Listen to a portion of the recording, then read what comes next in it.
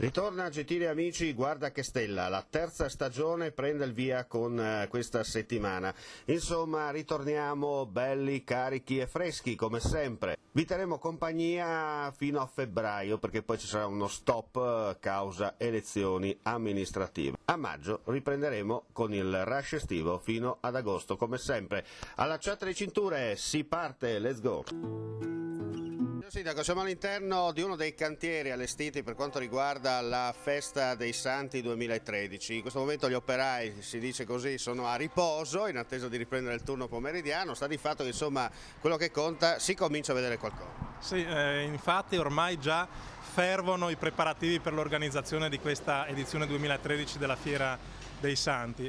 Preparativi che possono essere portati a compimento grazie appunto a questi che sono operai ma sono volontari, sono i tantissimi volontari delle tante associazioni del paese che dedicano il loro proprio tempo libero per poter organizzare questa e tante altre manifestazioni e ne sono l'anima di questa manifestazione, di questa fiera antichissima che da secoli a cavallo tra la fine di ottobre e l'inizio di novembre si svolge qui in piazza nelle vie centrali del paese e attira migliaia di visitatori. Per la prima volta, anche se da tempo che collaborate con Teor, però insomma le prove tecniche extracomunali. Certo, quest'anno infatti nell'organizzazione della Fiera dei Santi di Rivignano collaborano fattivamente anche tutti gli amministratori di Teor. Abbiamo creato un gruppo di lavoro all'interno delle due amministrazioni comunali composta da amministratori di Rivignano e di Teor che coordinano tutta l'organizzazione di questa fiera che è molto complessa perché ci sono tantissime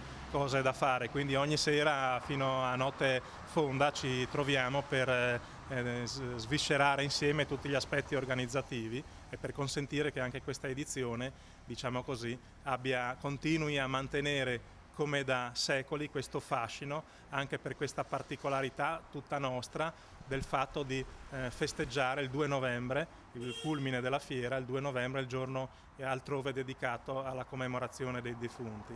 Particolarità peraltro che aveva incuriosito e affascinato tanti letterati nei secoli precedenti, a partire da Ippolito Nievo che in questa fiera c'è stato e l'ha descritta nelle sue Confessioni di un italiano. Senta, va detto anche che tutte le manifestazioni del vostro territorio hanno comunque un punto comune fra loro, no? Hanno un filo conduttore che è un fascino misterioso e invisibile che avvolge tutte queste manifestazioni e che le rende, diciamo così, molto particolari e poi che sono l'anima di questa fiera e di queste manifestazioni, è l'anima invisibile. Poi c'è un'anima visibile, invece, un'anima concreta, che è quella appunto dei tantissimi volontari e che con entusiasmo dedicano il proprio tempo agli altri. Cosa dobbiamo aggiungere ancora? Che tra poco ci sposteremo per raccontare un po' quello che sarà, quello che sarà la manifestazione dei Santi 2013. Sì, potremo vedere il programma un po' più nel dettaglio, un programma appunto che si svolge a cavallo tra ottobre e novembre, dal 31 ottobre al 3 novembre è il cuore di questa fiera. Abbiamo visto un po' che la situazione sta andando avanti, il cantiere è avviato, è ben avviato, va sottolineato, e cosa dobbiamo aggiungere ancora? Beh sì, abbiamo visto il cantiere ormai in piena fase di avanzata fase di preparazione. Possiamo parlare un po' del programma di questa edizione 2013 della Fiera dei Santi. È un programma molto ricco, pieno di iniziative, pieno di eventi realizzati col coordinamento dell'amministrazione comunale, ma grazie all'indispensabile e prezioso aiuto di tantissimi volontari. Ed è un programma che ha il suo cuore nelle giornate che vanno dal 31 ottobre, giovedì 31 ottobre, venerdì 1 novembre, sabato 2 novembre e domenica 3. Quindi dal 31 ottobre al 3 novembre c'è il cuore della fiera.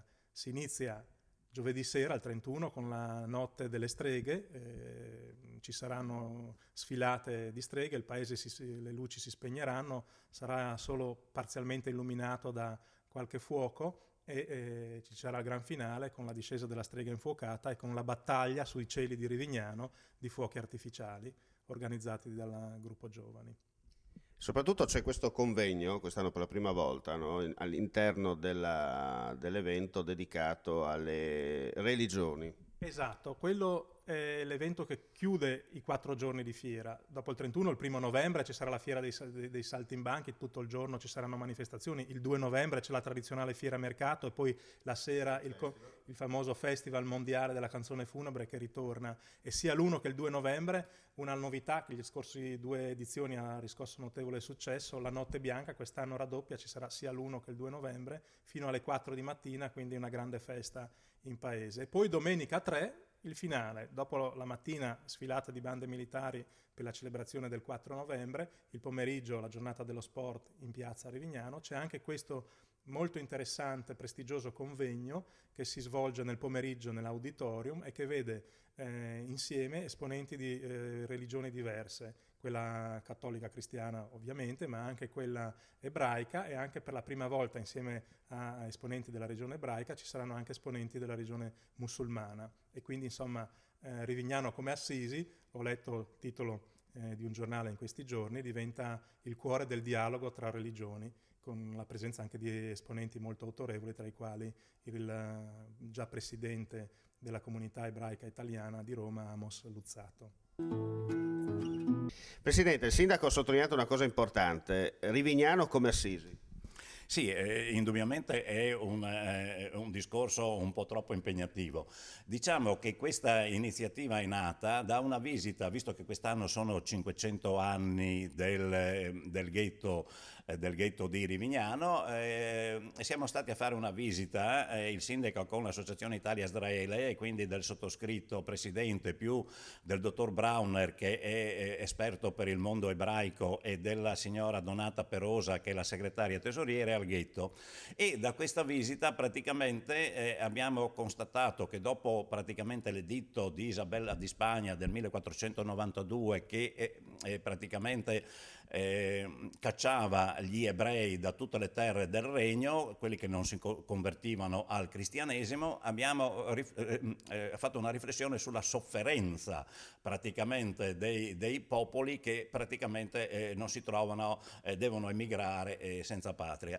E allora abbiamo pensato, visto che diciamo e ebrei e cristiani hanno la loro origine nella Bibbia, di fare un convegno a cui seguirà anche una mostra sulla Bibbia. E a questi abbiamo pensato di invitare anche gli islamici, perché secondo diversi esperti anche l'Islam trae degli spunti dalla Bibbia. Va detto appunto un'occasione unica, va sottolineato, proprio perché per la prima volta si parla seriamente di qualcosa che qualcuno vuol fare, come si dice, tacere, mi permetta questo termine. Sì, praticamente noi speriamo con questa iniziativa, visto che praticamente le religioni diciamo, sono quello che dovrebbero un po' smuovere le coscienze, di portare diciamo, un piccolo contributo per migliorare diciamo, quella che è diciamo, l'accoglienza degli altri che come vediamo in questi momenti è molto difficile. Molto difficile, molto complicato. Quanto tempo, la realtà dei fatti, quanto tempo che ci lavorate sopra? Ma a dire la verità è qualche mese, no? Perché era partito con una mostra sulle Bibbie, no? Sempre partendo dalla radice comune, il famoso discorso, cioè io sono cristiano cattolico, di Giovanni Paolo II, che gli ebrei sono i nostri fratelli maggiori dei cattolici. E da lì praticamente è nato un po' questo discorso, facciamo una mostra sulle Bibbie, e da lì poi con la visita al ghetto è nato il discorso del convegno, cioè un confronto fra rappresentanti delle 3 religioni. E quindi ci sarà il rappresentante degli ebrei con il rabbino di Padova Locci, ci sarà il rappresentante del mondo cattolico con il vicario generale della Curia Arcivescovile di Udine, Monsignor Genero, e poi ci saranno anche gli islamici con imam, con il presidente Igabria, che è il presidente del centro islamico di Trieste. Ricordiamo il 3 di novembre qui a Rivignano, che è il clou della manifestazione della Fiera dei Santi, ma soprattutto capire, conoscere e ascoltare. Certo, ecco, sì, quindi ripeto, domenica 3 novembre, ore 15, sala della biblioteca di Rivignano, perché anche dopo questo dibattito che sarà presieduto dal direttore del Messaggero Veneto e sarà preceduto da un intervento di Luzzatto, che praticamente è diciamo, il presidente uscente delle comunità ebraiche italiane e che la sua famiglia ha dato molto a Rivignano. Ecco, dopo ci sarà anche un dibattito, proprio un dibattito aperto, coordinato dal direttore del Messaggero Veneto, Monastier. Grazie per l'ascolto, alla prossima.